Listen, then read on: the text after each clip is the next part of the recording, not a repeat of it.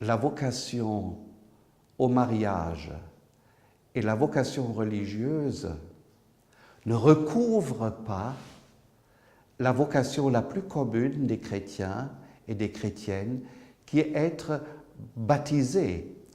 Et être baptisé et confirmé et de vivre sa vie chrétienne sans être marié, sans entrer dans la vie religieuse ou dans une vie consacrée ou dans une communauté, a toute sa légitimité.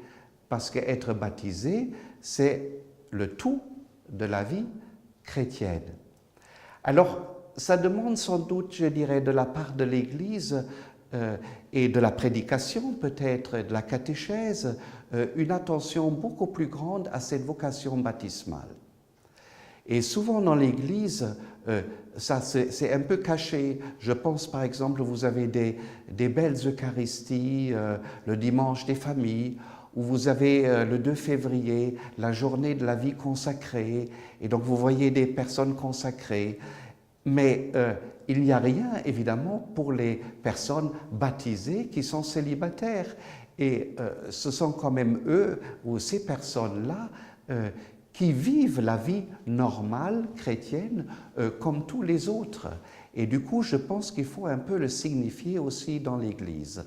Faut-il envisager finalement une pastorale des célibataires comme on a une pastorale des gens mariés ou du mariage, préparation au mariage, accompagnement après le mariage? Non, je ne crois pas. On pourrait imaginer que dans une église diocésaine, par exemple, il y a une femme célibataire ou un homme célibataire comme référent.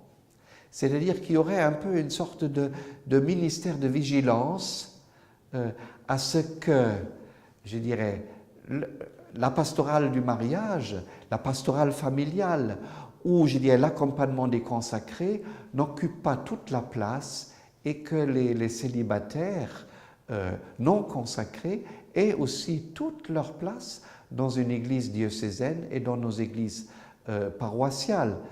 Mais je ne suis pas sûr qu'il faut instituer pour ça une pastorale. Mais il me semble, pour des célibataires, il y a deux choses peut-être à dire. Il y a des étapes un peu cruciales à traverser et où il faut peut-être avoir un accompagnement spécifique. Mais je ne suis pas sûr que ça peut se régler au niveau d'un diocèse. C'est des sessions qui peuvent être organisées et pour faire un pas, pour passer une étape. Par exemple, de sortir de la comparaison, de ne pas rêver de l'impossible, de découvrir davantage son propre charisme. Mais il y a des groupements spirituels dans l'Église où on peut trouver ce genre d'accompagnement.